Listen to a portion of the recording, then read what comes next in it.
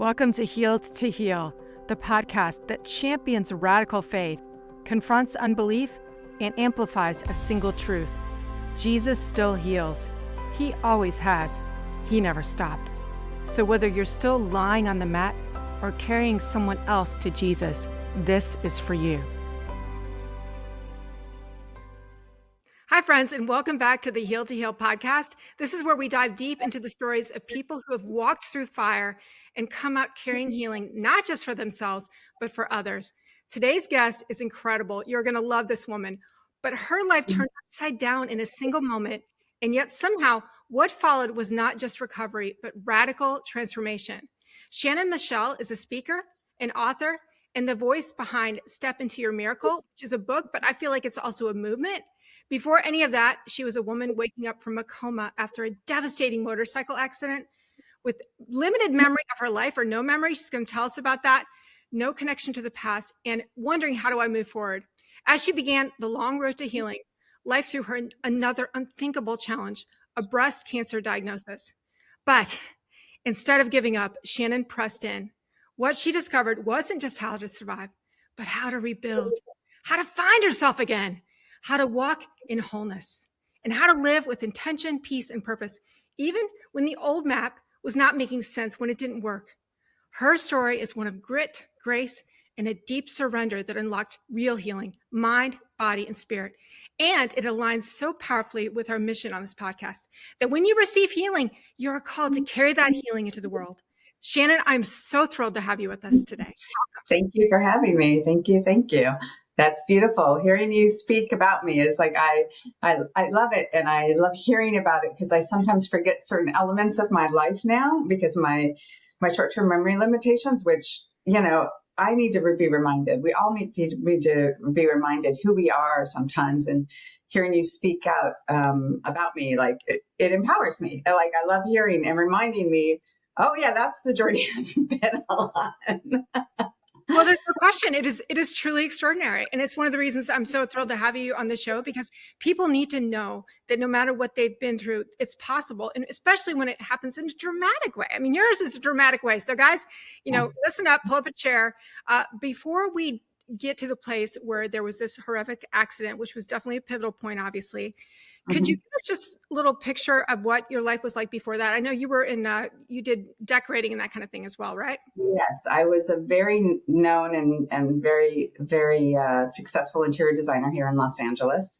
I worked with my clients for years and years and years. And I started my business when I was like 22 in a little antique shop. And then it transformed into this amazing furniture stores and design firm and, all kinds of grandness, honestly, considering what I came from and what I developed for myself. And that was previous to my accident. And so I was in a good place as far as I felt like I was helping people see the world differently in a way. And I did that with how they could enjoy their lives with their homes. Like, how can we make this the perfect fit for you? That was always my goal with my design. So that's what I used to do. Yeah.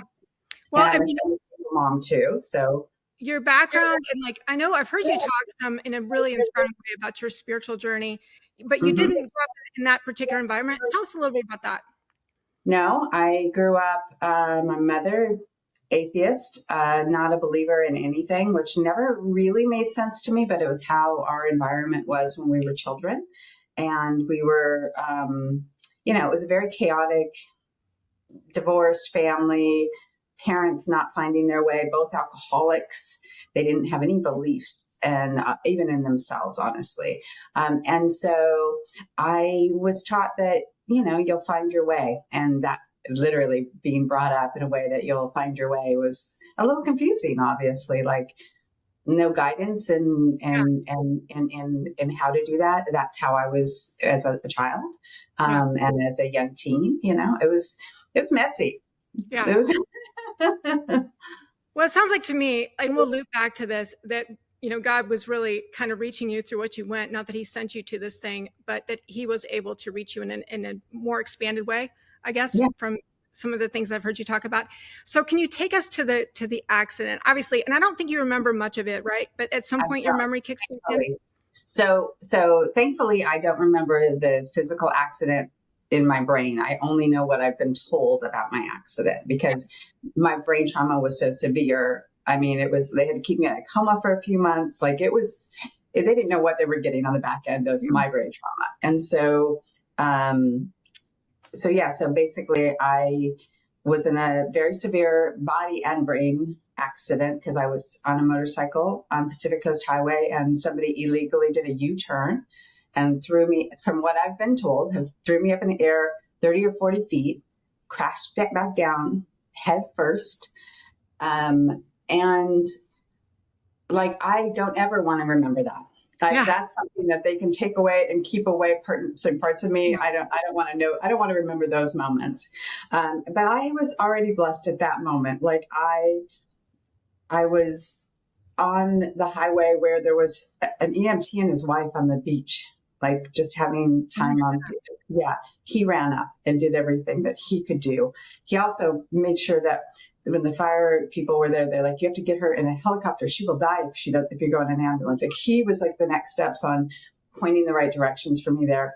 I also had a gentleman who was in a car that saw it happen. He pulled his car and turned it so more people couldn't roll over me. Like all of these moments of the beautiful saving graces that honestly were a part of why I sit here today. And that's just the beginning, because it was layers and layers upon miracles. I don't think anybody could understand that unless they went through something like that, but especially the memory part. Like that's just insane in my mind. Like, what was that like when you woke up and what was that like? Like, I don't remember this or that. I can laugh about it now, but it was at the time it was happening. My memory was so deleted that I would wake up and I would look out the window and like kind of scream like, where am I? What happened? And like they would have like broken, and like my wrists were broke. Like every part of my body had been broken and put back together. And so I woke up in pain and in kind of just unknowing what had happened or where I was over and over again. Was the beginning stages of my recovery in the hospital, in the nursing hospital. That was the first 3 months, was 2 months in the hospitals and another month in the nursing hospital ish. And then once they allowed me to come home, and literally, again, my hips, they had to replace, like put back together, like they wouldn't let me walk. You name it, everything had been taken away. My brain capacity and every part of my body was broken, and either in pain or in needing to be rebuilt or reintroduced. As I call it, I was rebooted, like my brain had to be rebooted. And so I woke up and it took a long time to see myself again, to not be in fear every day, because there was sadness, there was overwhelm and sorrow when I would wake up, and I had to find a way out of that as well, because I had to wake up and not worry about what I had lost or what I'd been through, but who I was in the moment. And that took a long time to say. Unbelievable. And during that process, when you were starting to sort of rebuild, and I know that we end up with this other 1-2 punch that's coming, but how much like therapy were you able to interact in? Was that like a daily thing? And you have a daughter, right? So did your family engage in some of that? Yeah, so I have a daughter. She had just started college. She was 19 when this all happened. So that was also horrific for her. And we're still in baby steps on how to honestly like find a new way to talk to each other and to communicate. And we do it. We're getting better and better at it. But I was like a child and she was my daughter, and she had to mother me through stages of my recovery. So we've had to, things shifted, and then we were allowed to, like, now we're back in a place where things have shifted back. Like, yes, I'm the mother again. I'm sorry. So wait, go back to, what was the question? Well, I was just asking about aspects of your therapy and your and before we even started recording for our listeners, she was telling me about listening to music, that her daughter was involved in having her listen to some music that was really helpful. Maybe tell us about that. That's powerful for spiritual connection.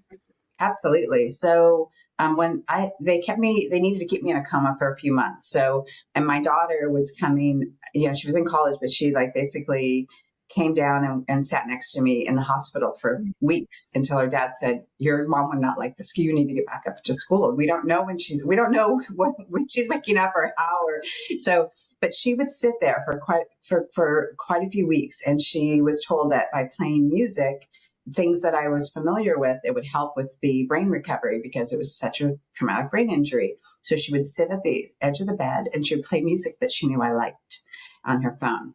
And at one point, once they allowed me to come out of the coma, I responded to her. I couldn't even talk, but all of a sudden they were playing the music and I started singing the words to a song by Amos Lee. And they're like, oh my God, she's in there. She's in there. And it was such an empowering moment for them to know that there was parts of me there because they were told she could look out a window the rest of her life. We don't know what we're getting back. We don't know if she'll walk. We don't know if she'll talk. We don't know if she'll know who you are. And so she had a big transition of not knowing what she was going to lose. And she wanted to just kind of do as much as she could in each way to like connect me back to myself, to my brain, to my spirit, to her, to every part of that. And she did. To me, that speaks to so many things, obviously. And she's not unchanged after this. I mean, she's probably had a dramatic shift in her own life, and you could probably She speak has. to that. But I love that. I look at the spirit as being, the spirit's eternal, the spirit's outside of time and space. And we talked about sort of a little bit the left brain, right brain thing. So Yeah, what's so wonderful about that music? It was connecting with your spirit. So it this other was. part of you was shut down, but your spirit was not. And so it was able to hear that and engage with that. That's phenomenal. So Yeah, there was some healing happening, but then you got this crazy news about the cancer yeah, diagnosis. How far yeah. along did it happen, and what was that like?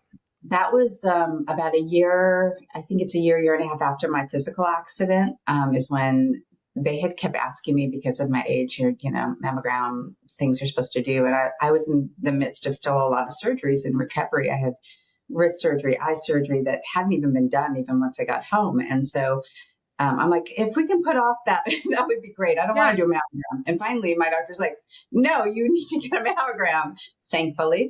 And so I went in and I went through that. And then my doctor called me and said, and you go through the next steps. And she called me and said, you have breast cancer. And I remember going, what? Like I started laughing. I was like, cancer? I've been through enough already. Like I want to work on my brain. I want to work on my walking better and my balance. Like my brain was in the sense of like, I've got other things to fix. Yeah. And my spirit was like, you're not taking me yet. Yeah. And so I started laughing and my daughter, I called her, she was in college and I said, oh yeah, I've got to tell you these things because you need to know. And she said, this isn't funny, Mom. We have Yeah. to take this serious. And I'm like, oh, she's like, we have to not work on the brain and not the body. We have to work on the cancer now. And she Yeah. was the one that kind of talked me into that moment that was like, cancer first. And I was like, oh, you're right. Even though I can't take it serious when I heard it, I needed my daughter to say, okay, this is our next step. Our next step is only this, not the rest, not your eye surgeries, like not the other things that needed to still be done. That's So fascinating to me, and it just makes me think of a question because I've heard you talk before about how, and maybe you can tell the listeners, you had mhm, experiences, whether it was, after your coma, where you were sort of mid-state, like you weren't in was, the natural realm, you were kind of seeing in the spirit. And in my book, Heal to Heal, it's really fascinating because some people that went through these incredibly traumatic illnesses, and ultimately some of them, the natural world was just stripped away. yeah. In that place, they had, some of them had visions of angels, and so people think, oh, that's crazy. No, I really, did. I think what it really is that our natural mind is so dialed in, we're so focused on the scene, but when that is diminished, there's an opportunity for us to connect with something that's already there. So could you speak to that, Absolutely. like, experience there? I would love to. I would love to because when I did wake from the coma stage, I kept asking for Bill, who was my father figure. Hmm. And I, when I awoke, I thought he was there, meaning in the hospital, like, because I didn't understand the difference between in body and accident. I couldn't remember any of it, but I just kept asking for Bill. And then somebody said, well, you know, he passed away. And I'm Wow. like, I don't remember that. He was with me though. And I kept thinking to myself, he was with me, and he was. Yeah. I And believe it. so he had just passed away. I think it was 6 or 8 months before my accident. Wow. And he was there with me. And the words you put around it is mid-state, because people understand that. But he was there with me, almost helping me pause from moving on and staying out of my body. And I know that he allowed me to just pause and, like, it's okay. It's a mess. I just remember, it's a mess. It's a mess. I understand. It's okay. And then he just allowed me to stay in a place where I could come back. Yeah. And I was surrounded by many angels. I had people talking to me. I mean, I didn't even want to come back because I loved everything that I was surrounded with and by. And it's not a visual. It's hard to explain visually, even though I can put words around it now. But it took me forever even to put words around it, because nothing that I experienced explained what I felt and what I was within. And that was, and I think that the only way that I can remember it so clearly is that I can remember it, and also that I have this connection to Bill being there, kind of pausing me and being the reason why I'm here today in Yeah. my body, alive in this, and in this It seems like crazy. there's so many things in what you just said that should really speak to all of us, because we have such a limited thinking, but the limit isn't really there. It's in our natural mind, it's in our analytical mind. And so for me, hearing you talk about that, of course, it aligns with a lot of the stories that we hear, reports of people that had what they called near death experiences, and they came back. It's the same thing, that a lot of times they didn't want to come back. They were surrounded by such love and such beauty. But even Uh-huh. more than that, just how do you come back from that and be anywhere the same? Like, even when I hear you say you were laughing about the breast cancer, it's not that we should laugh those things off necessarily in one sense, but in another sense, there is a laugh, at the days to come, and just be Yeah. like, it's going to be okay. Like, when we Yes. decide that, our perspective around it changes. And it seems like to me, hearing you, there was no way you could go back to who you were before. No way, no way. And also, it just also took me a while to get comfortable with not trying to regain what I used to have. The person I Wow. used to be, it took a while to just like the new me, Yeah. because there were a lot of obvious physical and mental changes. But, again, with whatever happens to us within our human life, there's guidance, there's wisdom, there's something you're being told and you need to actually learn from within all of the trauma. And I had to come to a place where I understood that there was this balance of, even though all of this bad stuff has happened to you, you're a better person. You Chills. are, yeah. I know that Everyone I talks am. about taking off the old self and putting Yes. on the new self. And that language, sometimes we've heard that so many times, we just don't even take it seriously. But Yeah. to me, it sounds like there was a reawakening, almost like this is your true self now. I mean, would Yes. you speak Oh, into it's that? so authentic. It's just so honest and authentic, and the real me, which I also realized in the midst of all this, I had such a bad history that I would hide from it. And I wouldn't want people to know that the previous youngness and all of the stuff that happened to me as a child. And, like, that would make me look bad, I thought. And I didn't understand that the good, the bad, all of it's exactly who we are. And that's a beautiful thing. And to be broken is a good thing. Like, for us Right. to not be perfect, that is, if you can wake up each morning and not want to be perfect, but just be you, Yeah.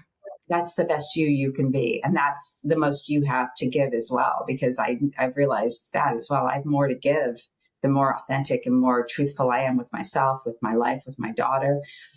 It's empowering, and it gives you strength.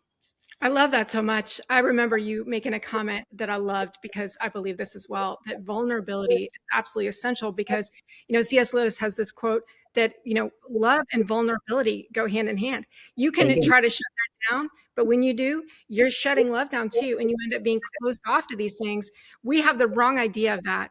And I love hearing you talk about being genuine because it's the truth that sets us free. It's not, the word of God sets us free, but the truth of who we are. Whenever we're behind those masks, it's Yes. exhausting. It's exhausting to keep that up, right? Who can keep that up? Well, But and what it's, if you don't? you also can't expand and grow and be a better you if all you're doing is protecting and have walls up.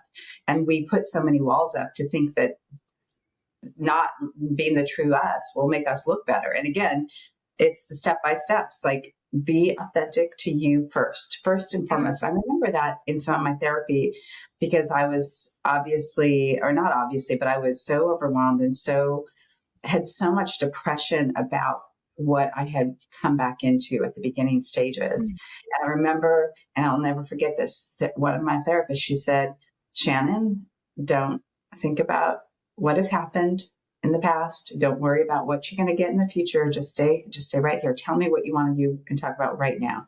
Try to stay present. And that over and over again is the thing that I honor within myself, is to just stay present. And I don't worry about what I will forget or what I might do different or what has changed, but just be here right now talking with you. Yeah. That's my goal. And this again is what we're doing. And this is beautiful and it's engaging and it's inspiring. And that's where we sit today. Right. Incredibly powerful. And again, back to the heal to heal message. You took all this that you had learned, that you were continuing to learn, this powerful being in the present. But not only that, you can tell us about some of your meditation things that you have developed. Tell us about the patch thing. And then what brought about the book? So there's this wonderful book, Step Into Your Miracle. Tell us about Yes. that journey. So with my brain delete and rebooting, my brain, I realized that the short-term memory was limited. So I would be excited to like have a good night's sleep and wake up and start over each day. And I remember one morning waking up and I woke up to what I would call screaming, finish your book. And that's what it felt like to me. And I woke up and I called my best friend and I said, Jess, I finished your book. I know I'm learning to read again, but I can't finish a book, is what I said. And she said, Shannon, have you looked in your phone? I'm like, yeah, well, I use it for everything. I take every picture, every memory, blah, blah, blah. And she said, you should look at your notes because I think that there's something that you're supposed to share. And you've already written a book if you look in your phone. Or she didn't say it that way, but she was like, you need to look in your book because I think it's already there. Yeah. And so she guided me to look. I'm like, oh wow, oh wow, oh wow, wow. I said that. Huh. I spoke that into my phone. And I kept getting surprised at even myself. I was like, wow, I am a miracle because I don't even remember what I say or how I can share, but it's all in my phone. And I was so grateful that I had depended on my phone to remember who I was the reason why I started also to write this, is because I want to remember my life. I want to remember these moments and how I was able to recover. And those were the things I wanted to share with others. Like, how can I let other people know that there's a way to wake up each morning, even if you're in pain or wherever you're at, and find your way to a cup of coffee, a beautiful view of the birds in my window, like whatever it is that I was within in my pain, I would find joy. I would try to find joy. And that was what the intention of the book began, was for me to remember myself first, and then me to share with others of how I was able to come through all of the chaos you just described earlier. Yeah. That's so remarkable too, because I think that speaks to any of us, that we go through our days and we don't really know how much we possibly have to share. But sometimes we could just look at what we've already put down, whether it's in a journal or note to friends or whatever. There's something there that if you ever Always. stop and take a look at it, it might Yes. really be able to impact somebody else. So that's powerful. so we have these like rigid ideas of how things have to look. Like it has to look like this. If I write a book, it has to be like this. Maybe not. There's so many other ways. And I love that you were willing to embrace that and take that on, especially while you're still healing. I mean, that is remarkable. And you do like you do speaking and stuff too, right? So it's not just the Yes, book. I've started speaking, doing small speaking engagements. In fact, I have one tomorrow for a Christmas women's event, which I'm very excited about. And yes, and I came up with this whole, okay, so here's my book, which the part that I always don't want to forget to tell you or tell anybody is my daughter drew the cover for me. What? That's Yeah. amazing. She's an artiste for sure. That's She's really awesome. talented, but I also just so proud because she's been such like obviously a part of my life and my recovery. But the fact that she's a part of this book, she's in here a lot too. So I speak a lot about her and the ins and outs of all of it. That my daughter, and so I also in my recovery, I would have to write down things on a bulletin board, like for me to relearn and to remember everything. I had this big bulletin board that I would write everything down on, and then I got it down to like a book on the island where I'd write notes. And I just knew that I needed to remember certain things about how I could stay present, how I could find a place of peace within each day. And part of that, I made this little patchwork mini meditation kind of class. And I don't know if it's a class, but it's definitely a process. And I came up with words that matched my recovery, my experience, my life as much as I love who I am today. And so I have this thing where I have people put on my patch. And this is the part that is always so interesting. And maybe at some point we can do this together.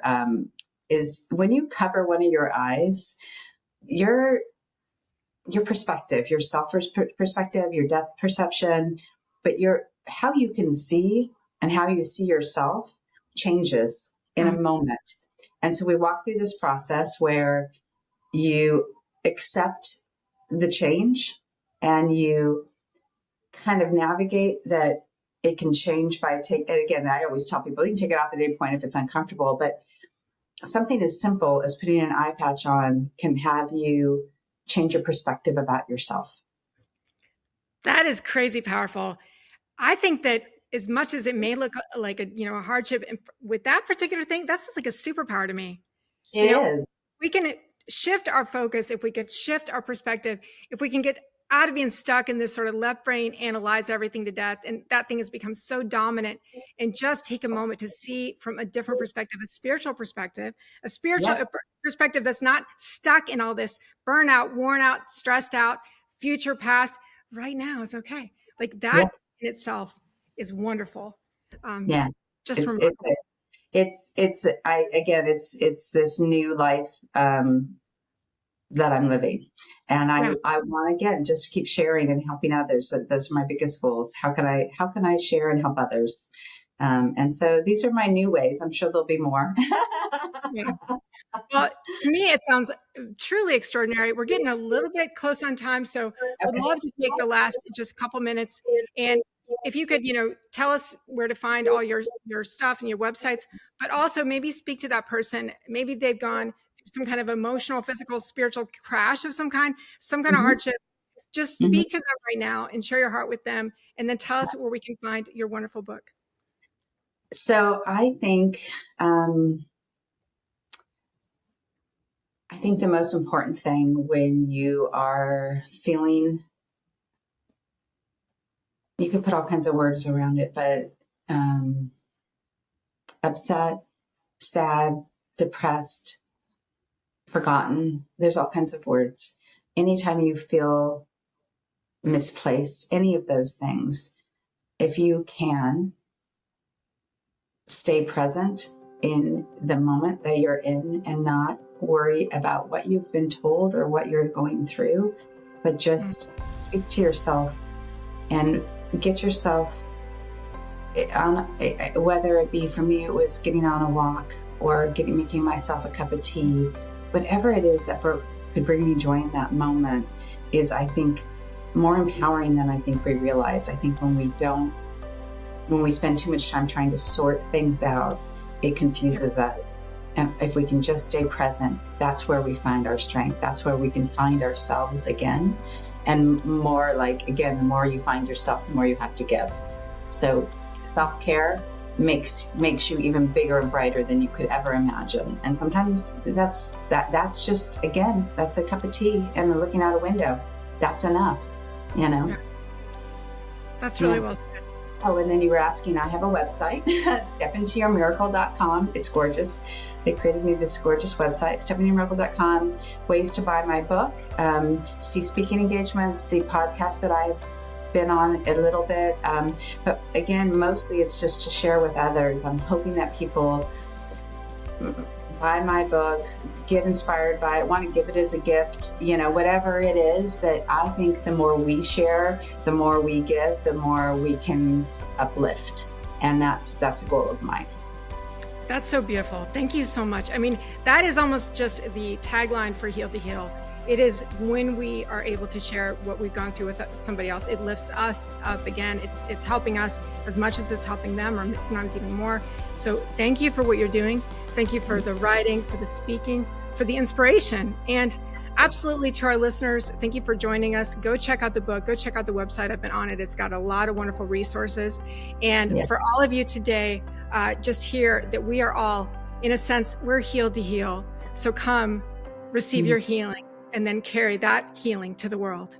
Heal to heal. Yes. Thank you. Oh, thank you. Bye-bye.